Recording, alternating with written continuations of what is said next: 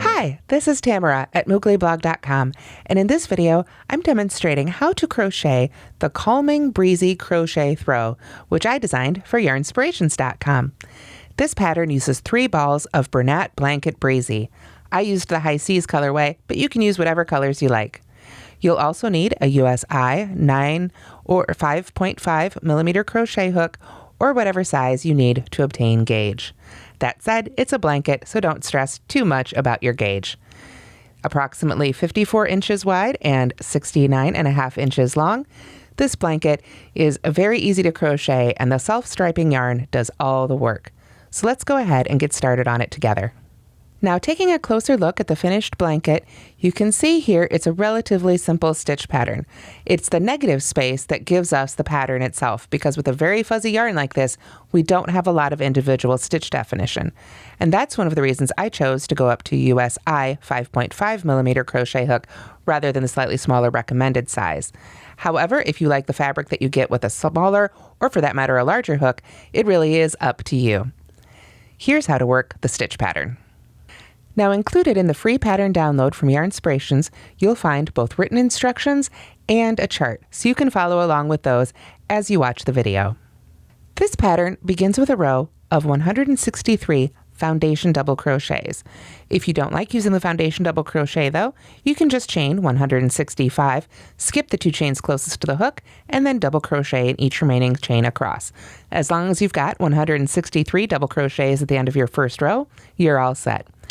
Let's go ahead though and get started with some foundation double crochets together. I've got the slip knot on my hook, and I've left a good 6 inches or so I can weave in that end when I'm done. Now I'm going to chain 2, 1 and 2, and then I am going to yarn over and go into the back hump of basically the bottom chain of loop there of that first chain I made. Now with this yarn, it is a little bit more difficult to see these individual stitches, so you just want to kind of do your best. And that's actually one of the reasons that I chose to use foundation double crochets, there we go, for this yarn rather than to use regular chain and work into the chain, just because I didn't love working into the chain for it because of all the texture. I found the foundation double crochet is a little easier to work, but you know, your experience may vary, so whatever works best for you is fine. So I went into that furthest chain from the hook there, and I pulled up a loop, so now I've got 3 loops on my hook. I'm going to yarn over and pull up 1 loop through that loop, still have 3 loops on my hook, then I will yarn over and pull through 2, and yarn over again and pull through 2. And that will be the first stitch of my row.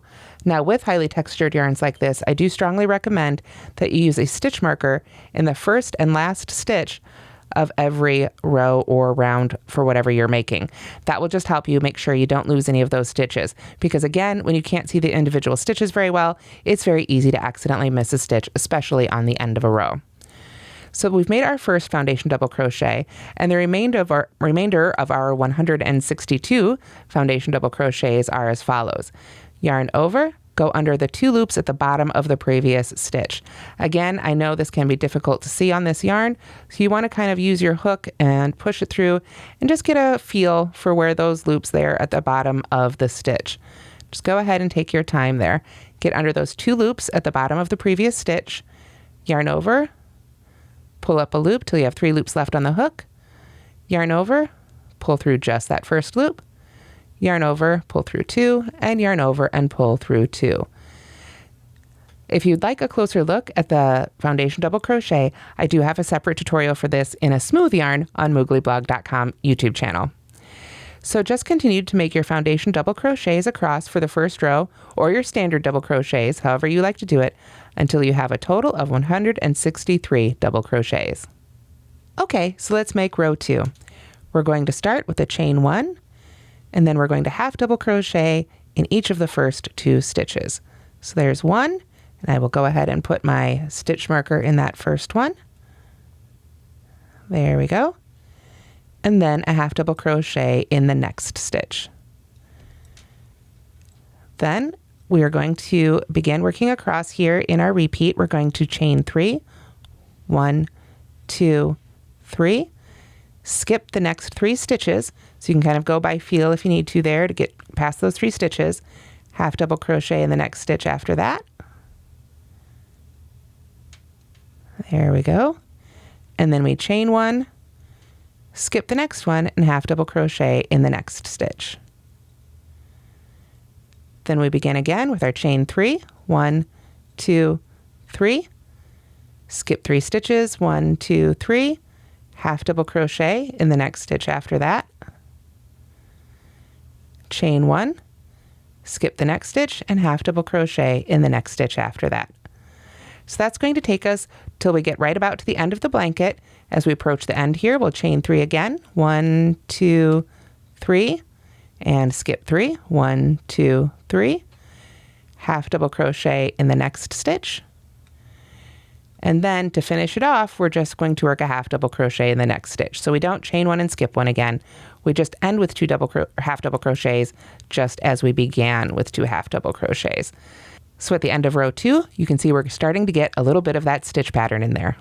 Okay, so to begin row 3, we're going to start again with a chain 1, and this time we're simply going to single crochet in that first stitch.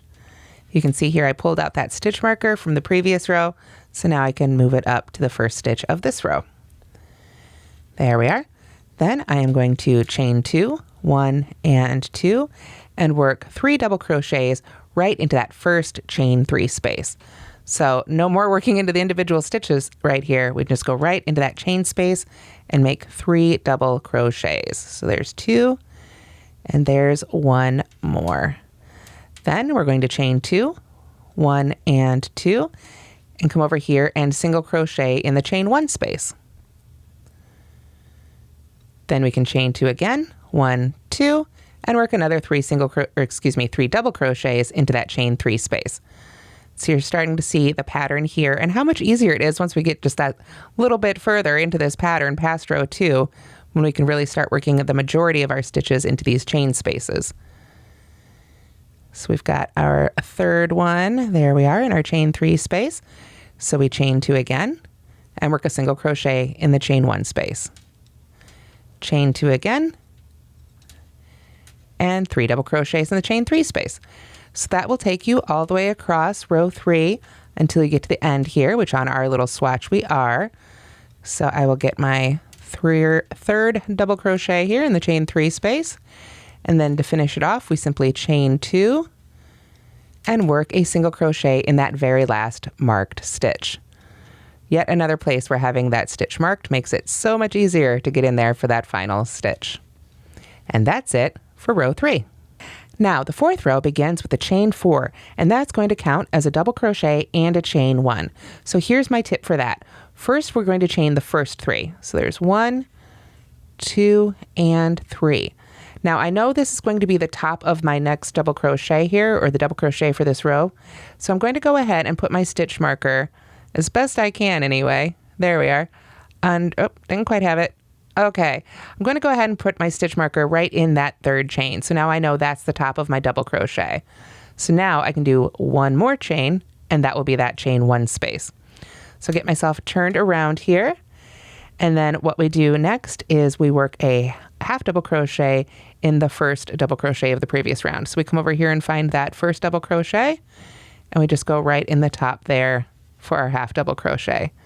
And because of that lace pattern, those spaces we've got, it's a lot easier now to see where that first double crochet is that we want to work into. Then we simply chain 1, skip the center one of those double crochets, and half double crochet in the 3rd one. Like so.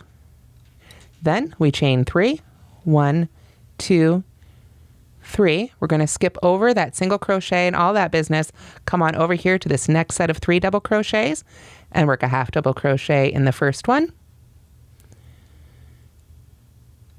And then chain 1, skip the center one, and half double crochet in the one after that. So a little bit of working into the stitches on this one, but so much easier. Of course, now that I say that, it doesn't want to go in. There we go. So much easier still than working into them before, because you can really see where you're going with these stitches now that we're into the pattern a little bit. So we're going to continue just doing this across, chain 3, skip over to that next set of 3 double crochets in the previous row, half double crochet in the first one, chain 1, skip the center one, half double crochet on the next one, the 3rd one, of each set. There we go.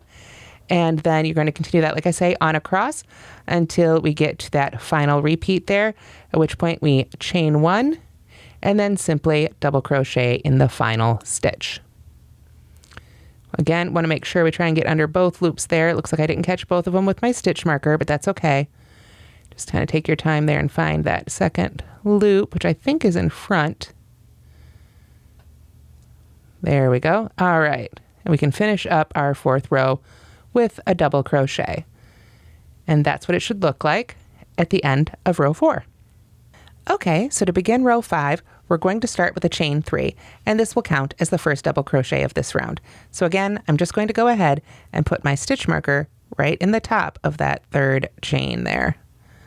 It can be really difficult to get that second loop. For some reason, when I do this, I always just want to grab one, but I like to try and take my time and get both of those loops in the stitch marker, because it will making that future me who comes back and makes that next row will really appreciate it, basically. It makes it a lot easier. There we go. So now we are ready to continue with our 5th row, and we are going to put a double crochet right in that first chain 1 space. Like so. And then we chain 2, 1, 2, and we work a single crochet right in that next chain 1 space right there. So hop over here to this next chain 1 space and work a single crochet right in the chain 1 space, like so. Then we chain 2 again, 1, 2, and we work 3 double crochets in this chain 3 space. So similar to what we did a couple rows ago here. Now we just needed to start in a different spot because it's offset, but once again, we're working 3 double crochets in each of these chain 3 spaces with a chain 2 and single crochet in the chain 1 space.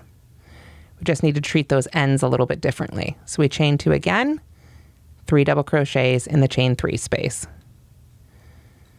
And that should get you on across the 5th row here until we get close to the end, which we're almost at here on my little swatch. So I've got my 3 double crochets, chain 2, single crochet in that next chain 1 space. And I'm going to finish it up with a chain 2, and then I'm going to double crochet in that last chain 1 space. Remember how we marked that 3rd chain of our 4 chains? That 4th chain acts as that chain 1 space there. So we just go right on in there as if it was any other chain space for a double crochet. And then we make a double crochet in the top of that 3rd chain. So again, this is where having that stitch marker in just the right spot can really be helpful later on when you're making the rest of the pattern. Okay, so here's a look at row 5, and we're ready to begin row 6. For row 6, we're going to chain 1 and work a half double crochet in each of the first 2 stitches. So there's 1 and there's 2. And with that made, I am going to go back and go ahead and put that stitch marker, in the first one there so I don't lose track. There we are.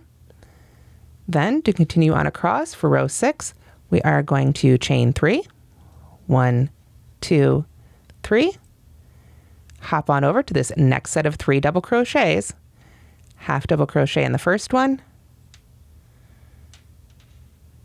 Here we are, chain 1, skip the center one, half double crochet in the one after that. So, looks familiar, right? What we did 2 rows ago, just had to change how it began and end so that we can get the offset pattern. So now we chain 3 again, 1, 2, 3, skip the next single crochet, come on over to these double crochets, half double crochet in the first one, chain 1, skip 1, half double crochet in the one after that. And of course, we just continue that on across here, chain 3, 1, 2, 3, until we get to the very end of our row. You can see we've got those 2 double crochets there that we began our previous row with. We're just going to work a half double crochet into the top of each one of those. So there's the first one, and then get in there with that stitch marker for the second one. And that is how you work row 6.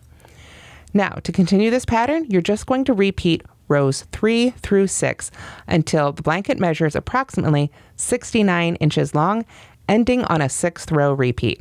So you just want to repeat, like I say, you can rewind the video, go back to row 3, watch through rows 3 through 6 again, and just continue to repeat those until the blanket is about 69 or so inches long.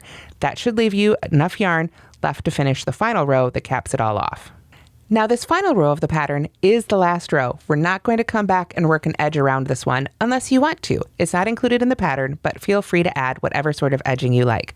I just really like, especially with this fuzzy yarn, to let it sit without an additional border. So to make this last row, which is labeled next row in the instructions, we're going to start again with a chain 3. And this will count as our first double crochet of this row. But like I said, I'm not going to come back and work another row, and I'm not working an edging, so right now I'm not going to bother with the stitch marker. If you've decided to add an edging to your blanket, you may want to go ahead and mark the top of that stitch. After that, we're simply going to double crochet in each stitch across. Not just each stitch, but also in each chain, each actual chain. So you can see here we've ended on a 6th row repeat, so we've got 3 chains there. Now, like I say, the instructions say to work into each individual chain, and you absolutely can. You can see here I've just went ahead and put my hook right in there. I'm going to go ahead and give you my tip for that. You don't have to worry too much about exactly which part of the chain you're working into. You just want to kind of pull up a loop or two to get them on top of your hook and work on in there. But as you can see, nobody, including probably the most experienced crocheter without a magnifying glass, they're not going to be able to tell which part of that chain you worked into. So don't necessarily worry about getting exactly the right 2 loops on your hook. Just go ahead and work right on in there. And if it frustrates you, you can go ahead and put those right in the chain space as well, just as we did for all the previous rows. Otherwise, we're just going to continue to double crochet across, putting 1 stitch in each stitch and 1 stitch for each chain, whether you're working into that chain space. If it's a chain space of 1, just work 1 double crochet in there. If you're working into the actual chain, of course, you just work 1 stitch into that chain. Whatever works for you, go ahead and add a solid row of double crochet, and that'll finish off your Calming Breezy crochet throw. And that's how to crochet the Calming Breezy crochet throw. Once again, you'll need 3 balls of Bernat Blanket Breezy for this pattern. Thank you so much for watching, and don't forget to like and subscribe.